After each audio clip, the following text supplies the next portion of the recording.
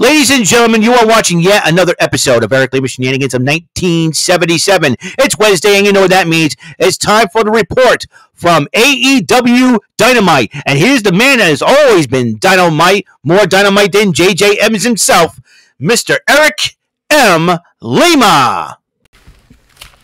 Good evening, my lovely friends. What's going on?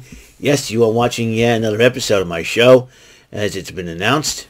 And yes, you are watching the AEW Dynamite Event Center, where I give you the results from tonight's Dynamite. It just got over not too long ago. This was a crazy Dynamite, to say the least, and a lot of things that went down. And it kicked off with the TNT Championship as Christian Cage defends the title against Dustin Rhodes. This was a heck of a matchup. This matchup could have gone either way, and Christian Cage ended up retaining the championship due to some skullduggery by the Patriarchy. Renee Paquette's been a busy lady interviewing people like crazy. She interviewed Swerve Strickland, and Swerve Strickland says he's got his focus sight set on the AEW World title that is held by Samoa Joe. Well, she reminded him that Hangman Adam Page wants that title too. He says, I got eyes everywhere. That's what he said. And then Renee Paquette interviewed Chris Jericho, and Chris Jericho's upset about what happened at Battle of the Belts this past Saturday. And Jericho has been upset with the Don Callis family. He wants to give his hand to Konosuke Takeshita. But Matt Sydal says, hey, listen, focus on somebody else. And he said, you want a match? You got it. So Chris Jericho will go one-on-one with Matt Sydal this Friday night on Rampage. Orange Cassidy and Trent Beretta went in a tag matchup against Commander and Penta El Zero Miedo, and Cassidy and Beretta did pick up the victory, but the Undisputed Kingdom interrupt the Best Friends, and Roderick Strong challenges Orange Cassidy for the title. Cassidy says, you want it? Let's do it right now. He says, no, we're waiting. Roderick Strong says, no, we're waiting for Revolution. So there's that. And then Renee Paquette interviewed Hangman Adam Page. Page responds to Strickland.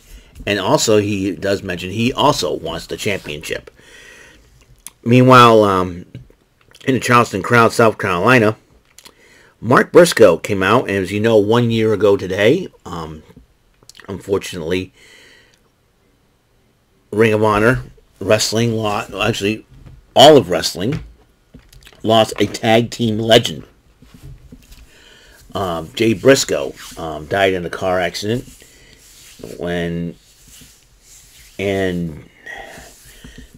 know it has been a hard year for Mark Briscoe, but Mark Briscoe, he says that, hey, they're celebrating a celebration of life of Jay Briscoe, and then he says he was told that one of his nieces, his oldest niece, wouldn't walk again. Well, Jay Briscoe's kids came out, all three of them, both daughters on their feet, and it was a beautiful thing to see as they all hugged their uncle. And my condolences and prayers go out to the Briscoe family, Jay Briscoe's wife and children as well. I know that the Briscoes will always be them boys no matter what.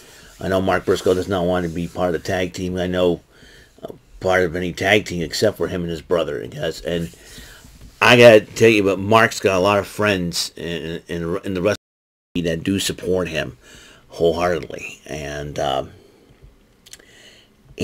just to see, Jay Briscoe's kids, especially his daughters, the oldest daughter, actually walking, that's a miracle. And he says God is still on the throne. That was a big thing when he said that, and I'm like, that's awesome to hear. There's people out there that believe in the Lord, man. And Mark Briscoe, salute you, sir. And I know you want to continue on for your wrestling legacy for you and your brother, and Mark Briscoe. The Briscoes will be one of the most respected tag teams, and one day they have a big professional wrestling Hall of Fame. Not just, I know they're not part of the WWE, but not just WWE Hall of Fame. There's a big pro wrestling Hall of Fame. The Briscoes should go in it, and just and they did a tribute video to Jay Briscoe, and it was great. Then Renee Paquette, and now this goes from the most beautiful thing for the most rotten thing. Poor Renee Paquette, my heart goes out to her. She had to interview the Young Bucks, who are acting like total jerks now, and they said we got to get rid of the old people. This is not what we want for AEW. Those Young Bucks are total jerks. If it had not been for people like CM Punk, D-Generation X, people in the that came from the WWE, the people that are legends like Dustin Rhodes and all that, AEW wouldn't exist today. And the Young Bucks are nothing but look like Beavis and Butthead wannabes. Let the wrestlers do their thing and stop worrying about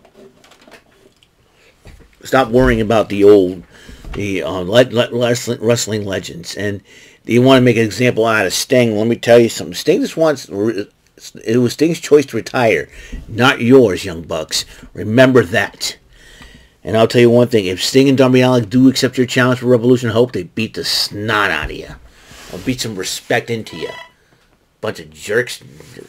Nick and they want to be referred to as Nicholas and Matthew. And I'll tell you what. I say Beavis and Butthead. So, there you go.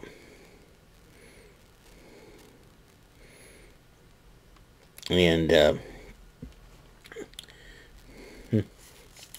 yes, Beavis and Butthead, dude. Beavis and Butthead. Yeah. Yep. Yeah, sorry, I was distracted. I do apologize for being distracted.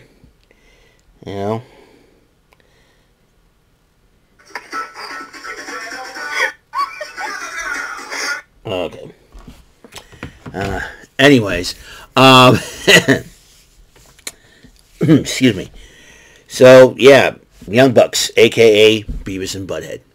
That's what it'll be called from now on. But then again, that'll be an insult to Beavis and Butthead. I digress. The Ring of Honor 6-Man Tag Team Championship was on the line. Mogul Embassy, the team of Brian Cage and the Gates of Agony, Bishop Khan and Tola Leona, against the Bullet Club Gold. That would be Switchblade Jay White and the Gun Club, Colton and Austin, with Juice Robinson injured at the moment. And, ladies and gentlemen, we got new Ring of Honor 6-Man Tag Team Champions. Thanks to Anthony Bowens, who got involved in the matchup, because he was Prince Nana was trying to cheat, and Anthony Bowens caught him.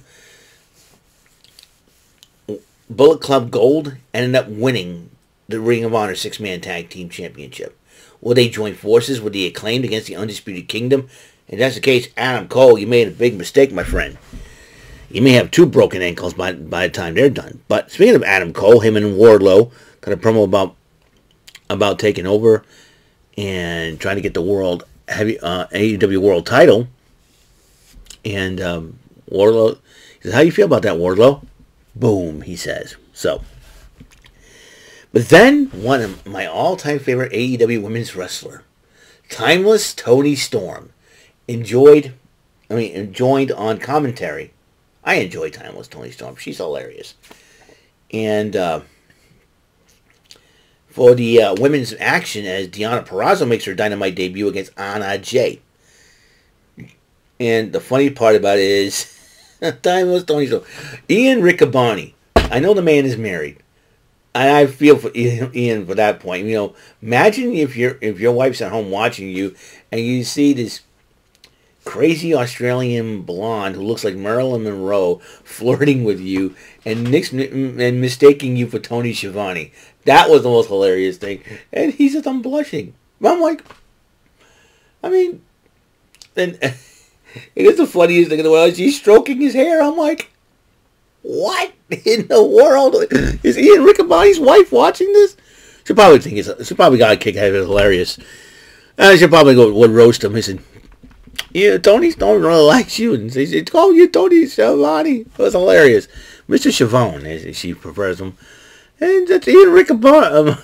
She's like she took like the comical genius of R-Truth, mixed it up with some old school, and put it into her own. It's great. I love Toni Storm. If she decided to leave and go to the WWE, bring that gimmick over. Imagine her and R-Truth interacting will be hilarious. But right now she's enjoying her time in AEW doing that, and hopefully, she'll hold on to that title for a long time. But Deonna Purrazzo, well, so anyways, Deonna Purrazzo took on Anna Jay. Purrazzo won with the Venus de Milo. Renee Paquette, busy lady as always, interviewed Purrazzo after the matchup, and she addresses Toni Storm, who's in the ringside. And then Storm responds to Purrazzo, "The woman is timeless." And you know what? I'll tell you one thing. She's a national treasure, is Toni Storm. And then she goes, "Chin up, tits out, watch what is you?" And she starts throwing shoes at Deonna Purrazzo. And she hands a shoe over to Mariah May. She throws them. Right, Deonna Purrazzo's running back. And then she goes, "How dare she?" It was hilarious. Oh, boy, that was funny. That was like one of the funniest segments ever. Shoes have been thrown around, mostly Toni Storm shoes, but my digress. Timeless Toni Storm, I love her. She gets more beautiful and more hilarious as you know. Well, this was a dream matchup, Top Flight versus Private Party, and this was a heck of a matchup. And Private Party ended up winning the matchup using the ropes for leverage for the pinfall. Meanwhile, Sting responds to the Young Bucks along with Darby Allin, and Darby Allin says, "You ready, Sting?" "Yeah, it's showtime," he says. So that match could go down, but there was a matchup that went down to this is the third and final matchup for a title match for Dynamite. Samoa Joe defending the title against Hook.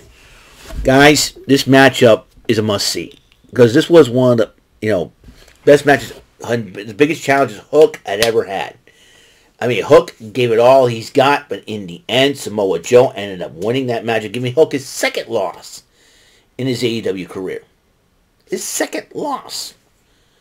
And that's amazing, because it's like Hook having the best record in AEW right now.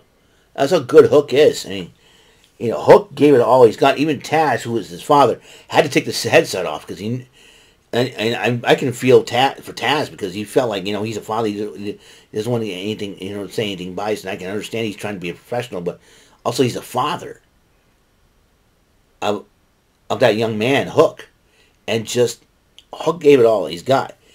And then Hook, after losing to the Karafuda, the Coquina Clutch, Hook gets up and looks at Samoa Joe. "Is that all you got?" I'm going, "Hook, brother, go back to the locker room, dude." I mean, and then Samoa Joe hits another muscle buster on Hook. And then Hook gets up, starts pointing at Samoa Joe. I'm like, "Dude, don't, man, don't." This is after the matchup. Samoa Joe's about to attack him, but probably getting up and admire him, but Hangman Adam Page came out and stops Joe from doing further damage. Joe retreats from the ring, and then among the crowd, you see Swerve back there, and Prince Nana there looking in the crowd. Holy cow! So the Hook Samoa Joe matchup. I mean, this match was inevitable. Like Hook and Samoa Joe, sign me up, because both men are cold-hearted. They're cold-hearted. They're mean. They have submission holds. It's like, come on, let's make the match. Sign it up, man. It was crazy to say the least. But Hook has earned my respect, man. I mean, I'll tell you one thing. He called his shot. He gave it all he's got. But he'll be a world champion one day. He will. He is. Only matter of time. The future's bright with Hook. Hook's got an upside. Okay? His future's still bright. So we'll see what happens in the meantime, how Hook's going to respond. And he'll probably take a few rests, because this kid worked hard. This kid worked his butt off to earn that shot. He came up short. But you know what? Samoa Joe's got a lot of people going to be targeting, gunning for him. You got Swerve Strickland, you got Adam Page, and the Undisputed Kingdom's Adam Cole. What about MJF? Where he's been? And MJF's gonna, if MJF does re-sign with AEW, MJF's probably going to really,